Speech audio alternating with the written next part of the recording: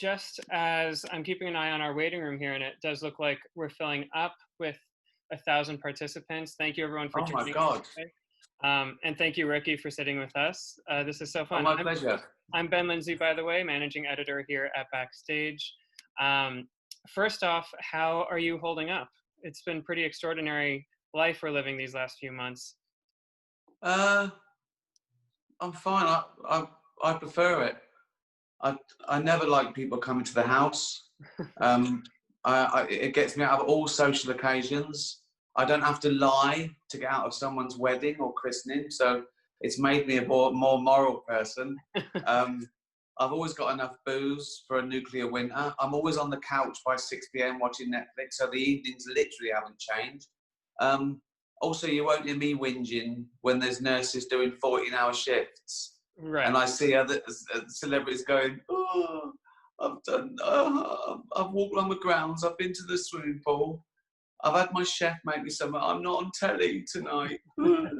I'm fine. Good. Well, I'm glad to hear it. Have you managed to be working on anything between the booze and the Netflix? Yeah, well, I'm writing. Well, that's the other great thing. I've been doing lots of these, and I've got to get dressed or get in a car or go to any meetings or play games. No, there's more hours in the day. Yeah. Not that I'm using them productively. I'm still doing the same amount of work. See, well, now I've realised, because I know I've been around for a while now, so I know that a scene, right, might take half a day to film it. So if I write a scene and that takes me 5 minutes, I count that as a day's work. Right. So I do that. Yeah. Yeah, then I've got the rest of the day free to think. Joking aside, I have honed my creative process down to lots and lots of relaxation and thinking, opening your brain and letting ideas come. Sitting in front of a laptop 8 hours a day is not productive. You've got to live. You've got to go for runs. You've got to sit around doing nothing. You've got to watch TV. You've got to chat. You've got to do lots and lots of normal things. And you know, a creative process shouldn't be admin. It shouldn't be worrying about structure and this pandemic has been good for that, because there are literally more hours in the day for you. You know, because I do everything myself, half my day is admin. Yeah. And when you haven't got that, when you haven't got to do stuff because you can't, creativity it flows. Yeah, I can't complain. I'm in a very good, happy position. Excellent. Well, for me at least, it's also been a welcome opportunity to catch up on some of the series that have been on my watch list for a while, and Afterlife was among them. So really excited to pick your brain a little bit on that. But for those who are joining us today, we of course have a lot of fans of yours sitting with us. A lot of questions just about where the idea for this show came from, because it is pretty different from what we've seen from you in the past. So can you walk us through, speaking of creativity and inspiration, where did it come from? Well, I mean, firstly, everything you do should be a little bit different from the thing you did before. Otherwise, you're in a rut, or you're working on a soap opera. And also, if you do it all yourself, you know, it should go in line with how you evolve as a person, as a writer, as a director. You know, just getting older makes a difference. Your outlook on life, your experiences. But yeah, the big difference, I think, from behind the scenes, and this to sound very subtle, I think, is the fact that usually, particularly in sitcom, it starts with character, particularly if you play it yourself. If you auteur something, but I'm just talking about me, I guess, the characters always come first. The one that I play usually comes first. David Brent existed way before The Office. Andy Millman existed before Extra. I want to do a wisecracker. Derek existed years before I put him in a care home. But with this one, the concept came first, rather more like a movie, I guess, like a high concept movie like The Invention of Lying or something, and it was, imagine if you lost everything and you were going to kill yourself, and then you didn't, and you thought, well, I've always got that to fall back on, so everything's a bonus, so I can do what I want now without fear of the consequence, because I can always kill myself, right? So it was like a funny idea, and it was like, it's a superpower, right? And then I had to think, well, why didn't he kill himself? Oh, because the dog's hungry. Great, okay. So I've already started doing like normal life, the mundanity, duty, affection, compassion, stop someone, you know, ending their life. Right. And then he's got the chance to say, okay, well, now I'm going to punish the world. I'm going to have one last hurrah, and I'm going to punish the world because I'm angry and in pain and sad, and I don't want to live anymore. So I'm gonna take everyone down with me. So that was the idea. Then the next thing I had to think of was, well, what's losing everything?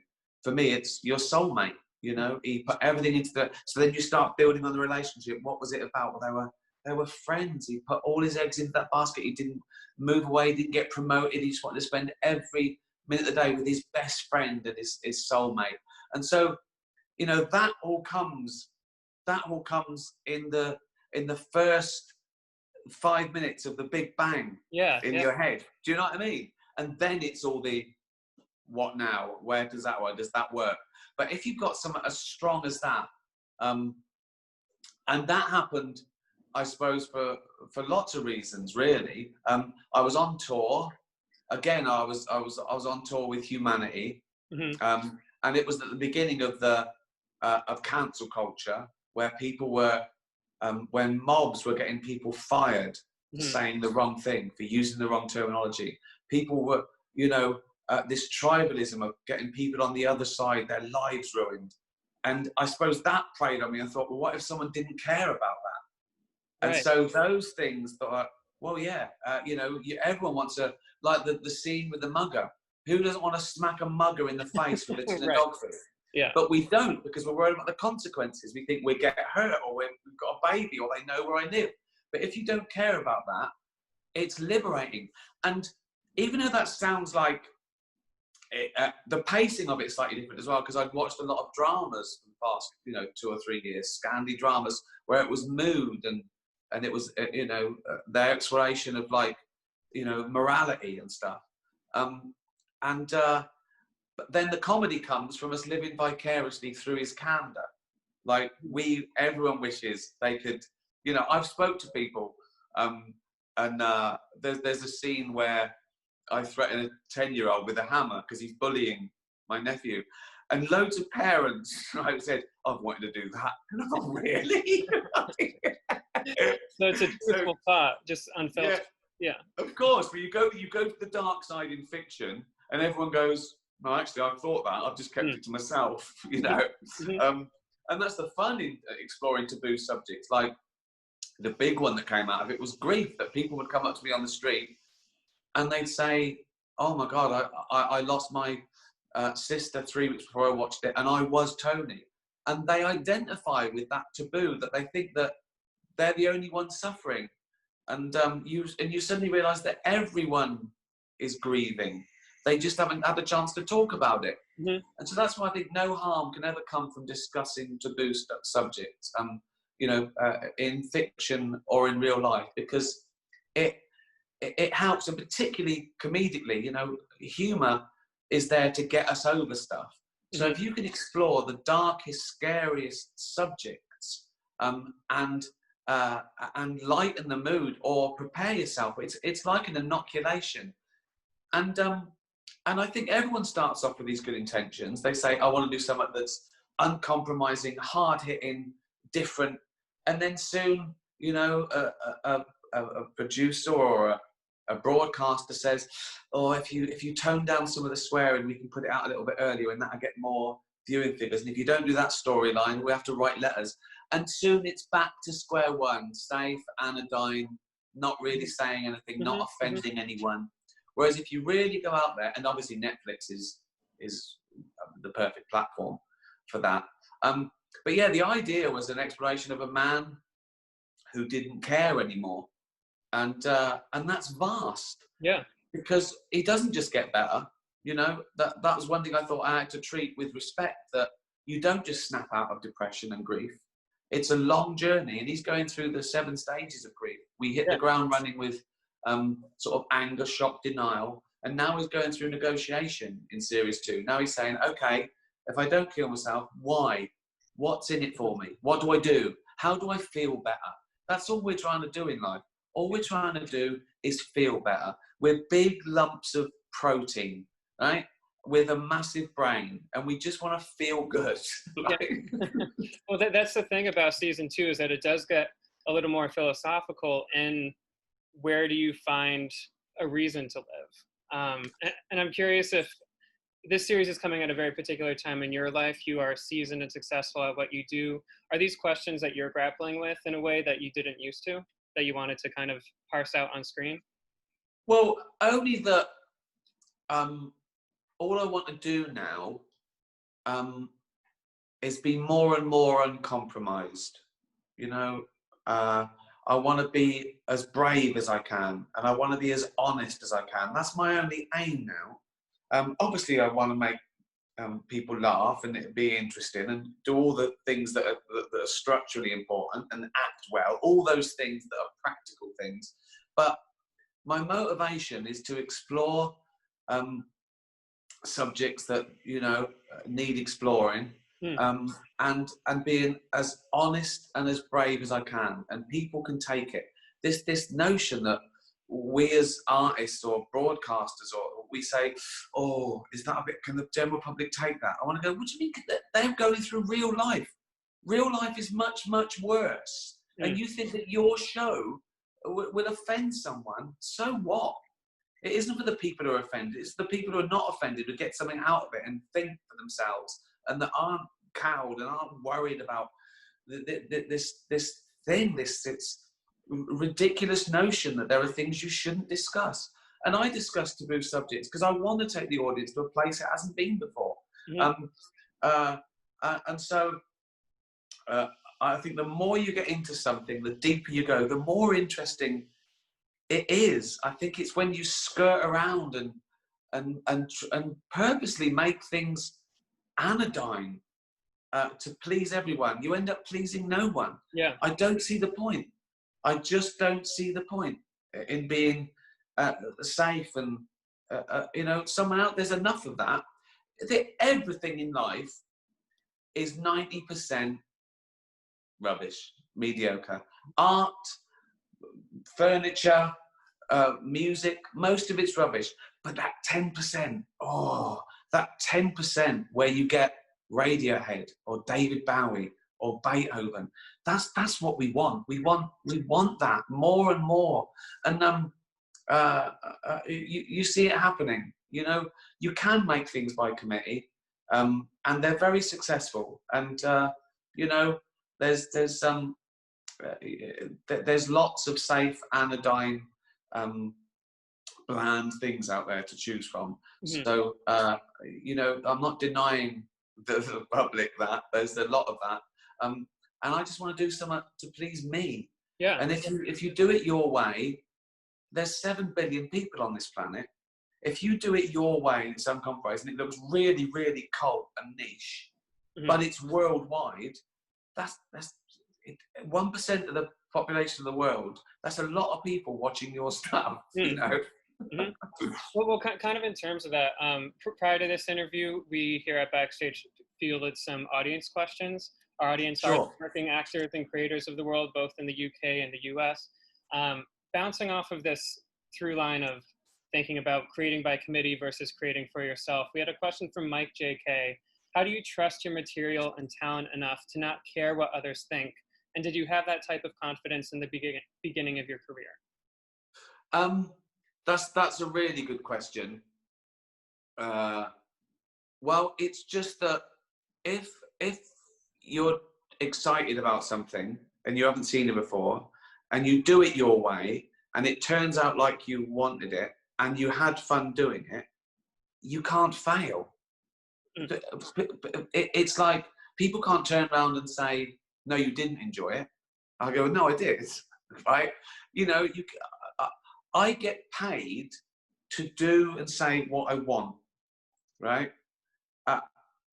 Why would I suddenly start doing things I don't agree with or like just to get paid? That just wouldn't make sense to me. So I try and do a rule that I wouldn't do anything for money that I wouldn't like doing for free. I take the money. Let's be clear about that. Of course. But I don't want to. I never take the job and go, "Oh my God, I hate this. Please get me out of it." I've heard stories of actors who are locked into things for 7 years, and they're fantasizing about crashing on the way to the studio.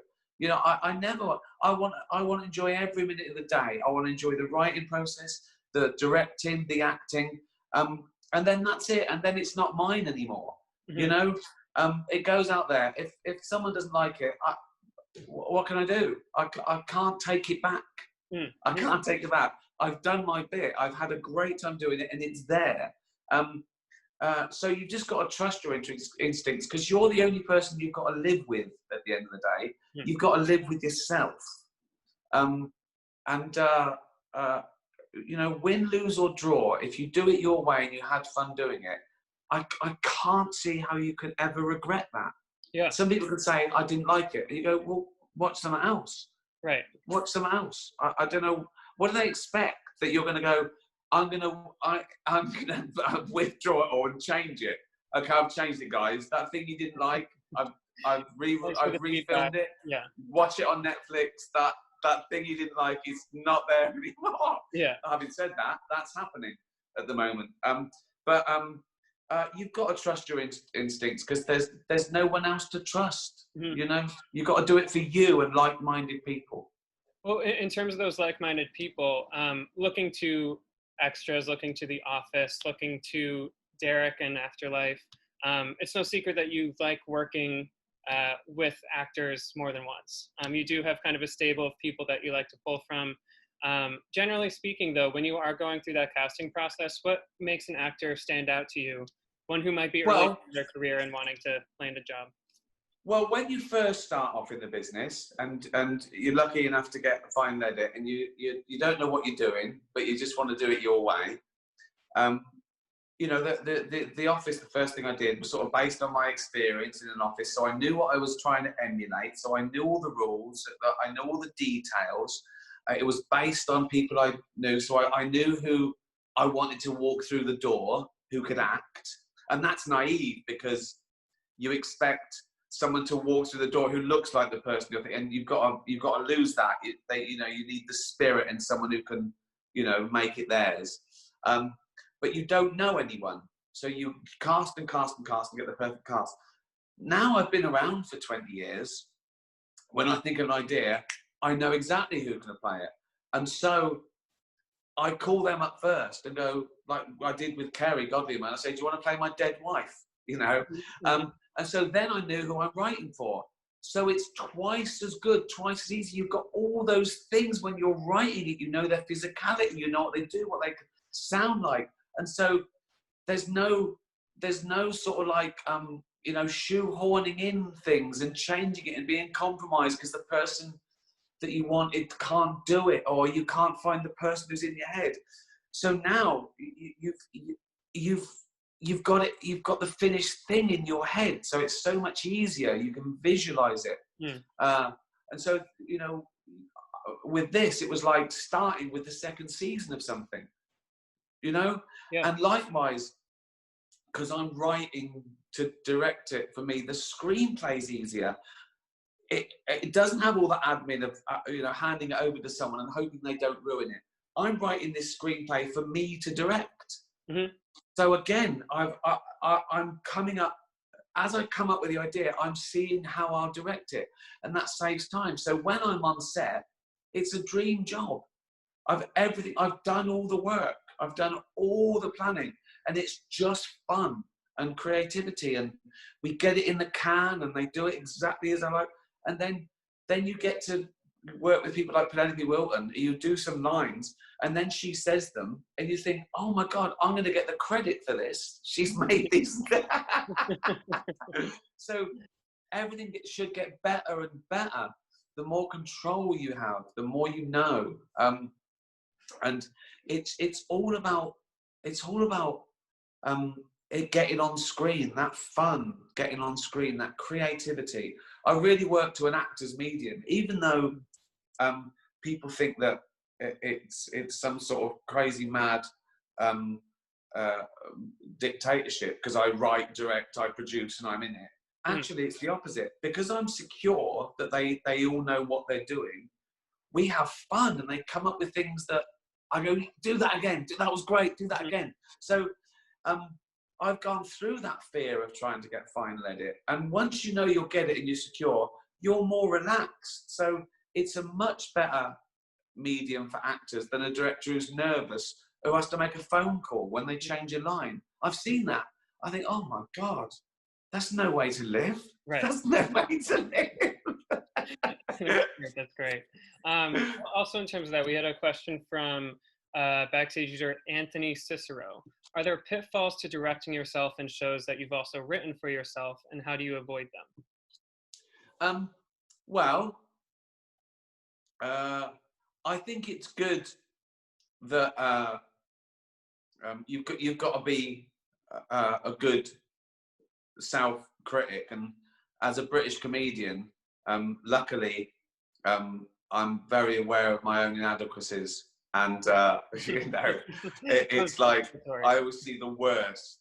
I look back. I've never looked at me on a rushes and go, oh, did I look good there? I go, oh Jesus, look at the bald spot, or oh my God, look at my fat chin, or oh look, I'm pretty good at that, of not making it a vanity project. And I also get credit for everyone, so I want everyone else to look good. And you know, this isn't a vehicle for me to wander through and get all the best lines. You know, I'm not even the comedy character in this. I make sure there's funnier people in this because I'm not a comedy character. All I've got to do is be annoyed well, you know, and cry well, which some people find hard, but you know, that's something I can do.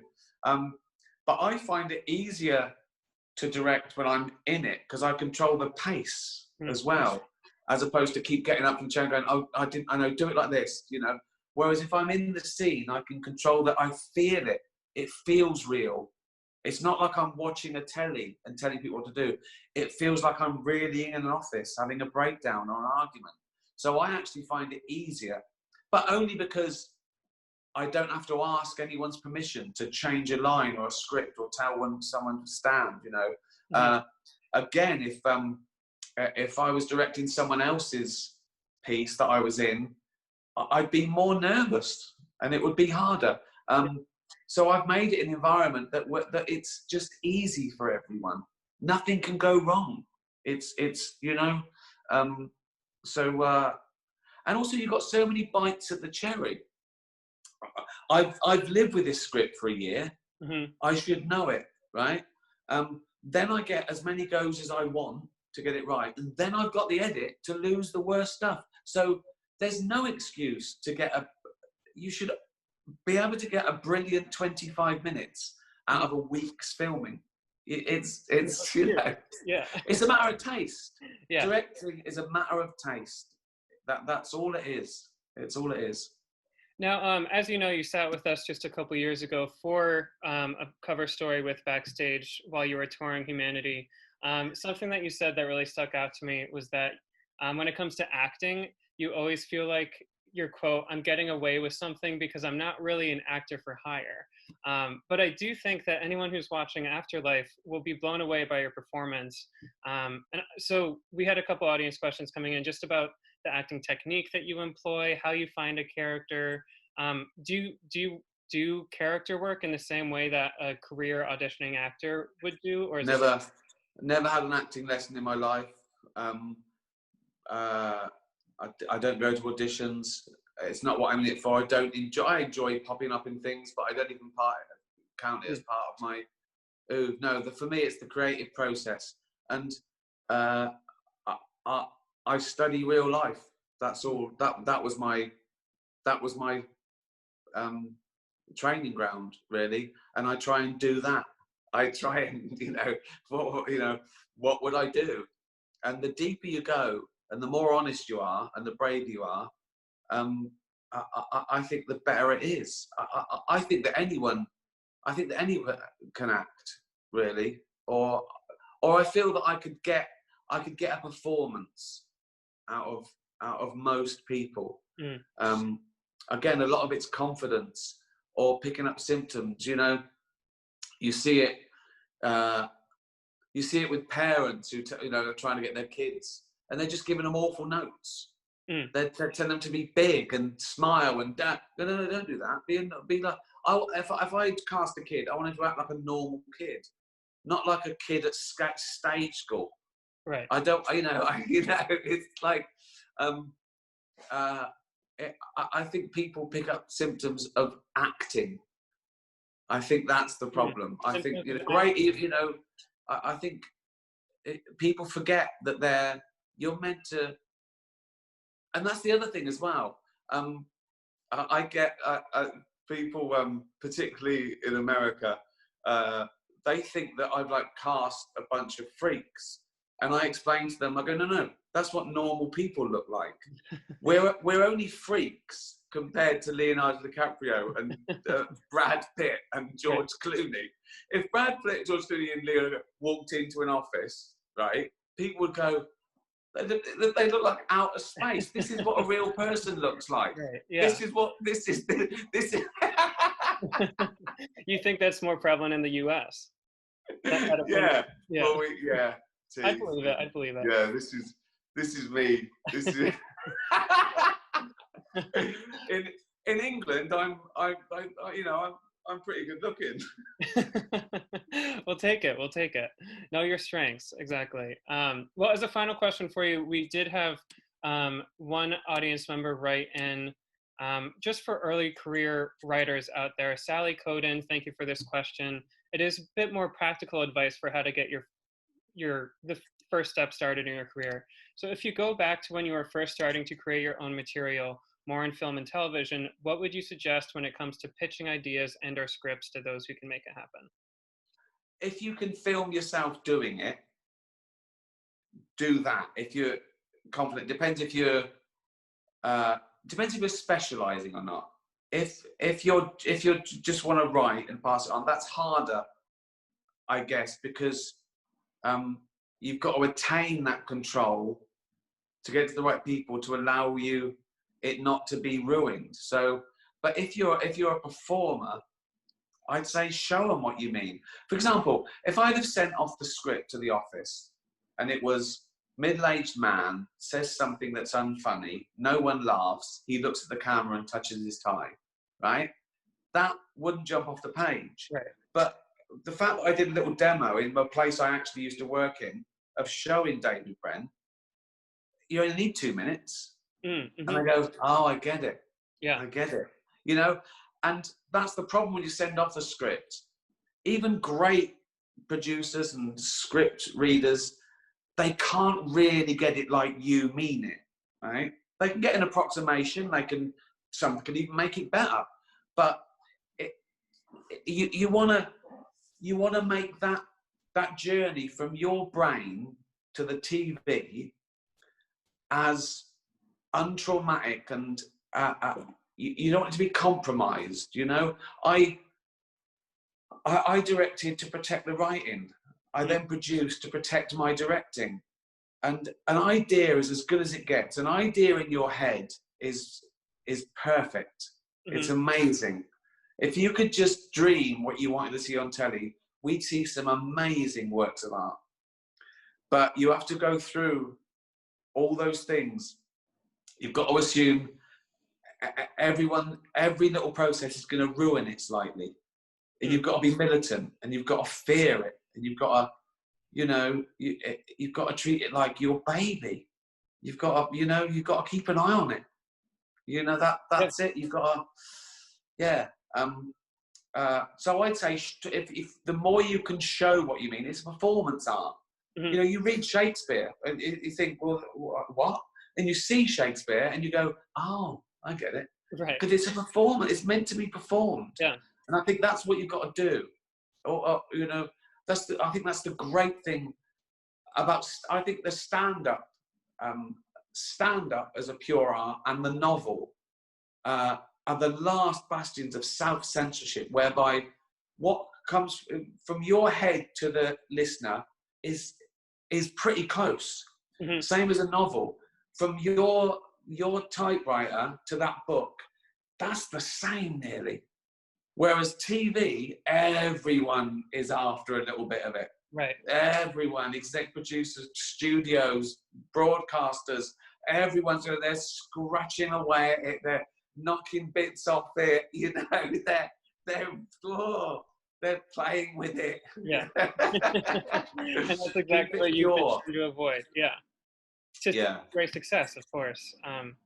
Awesome. Well, I know that we only had you for 30 minutes. This has been such an awesome conversation.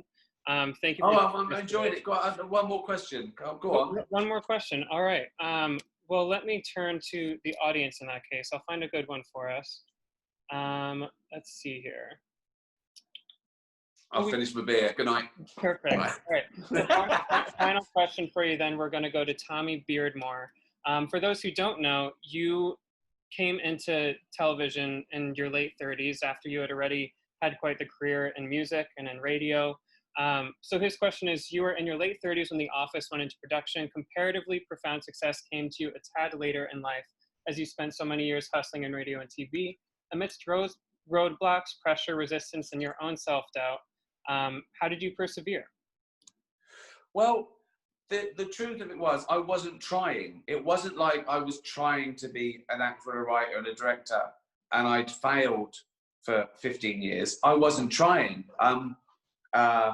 I went to university and I joined a band that got signed, and my music career was over as quickly as it started. Mm. And, you know, from the age of like, you know, the 15 years before I made it, I was doing normal jobs. I worked in an office for 8-9 years. Then I worked in a radio station, and it just sort of happened. I was popping up on air and being funny. I'd always liked comedy. I was always, you know, trying to be the funny bloke in the pub.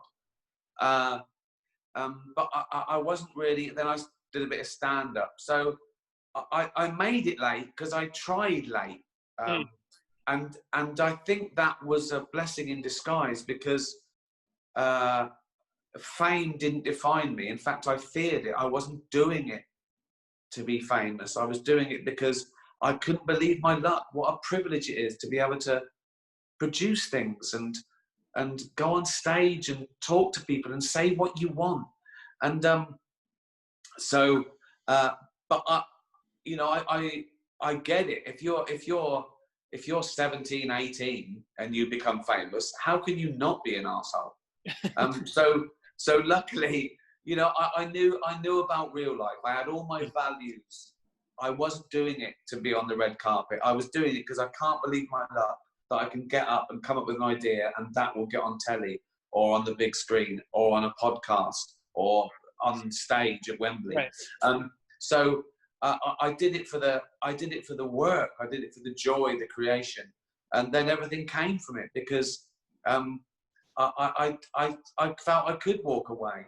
I didn't do that thing, you know. I didn't sign the deal with the devil. Please make me famous and you can go through my bins. I didn't do it like that, you know. And I know how important real life is. It's more important than this. Real life is more important than entertainment.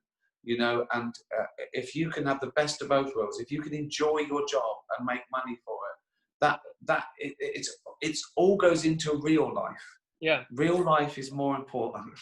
And that goes back to, I mean, what you were saying just in the very beginning of this conversation, us living in the moment that we're living in, to take this time to live life, even though the industry is shut down and things might be on pause. Like, this is where the gestating period can happen.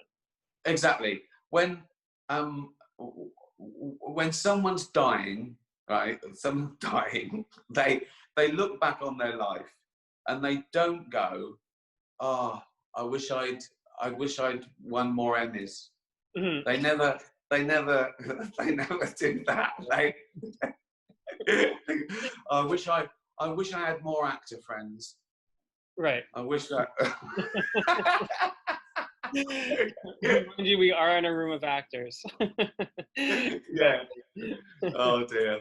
I hear you. I hear you. Awesome, Ricky. Well, thank you again. This was great. Sorry, I came really really unprepared in an unlit in an old cardigan. I did have time to comb my hair. But I hope I think that was good actually. It's good if you can't prepare anything because again you're more honest. A casual enough chat. That's what we're looking for. But Cheers. you did on the hair, so I appreciate it. Thank you. Cheers. Yeah, you have a good one. Bye-bye. Cheers. Bye.